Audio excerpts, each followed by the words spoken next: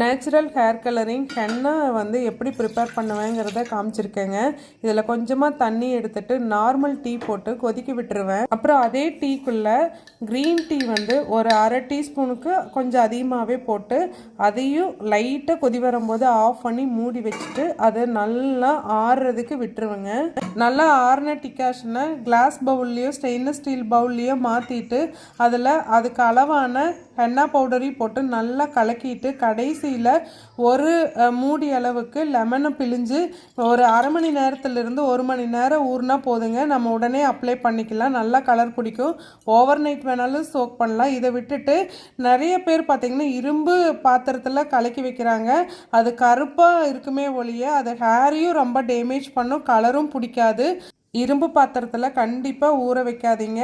அது கலரும் கொடுக்காது, ஹேரையும் ரொம்ப டேமேஜ் பண்ணும். இது உங்களுக்கு யூஸ்ஃபுல்லாக இருக்குன்னு நம்புகிறேன். தேங்க்யூ.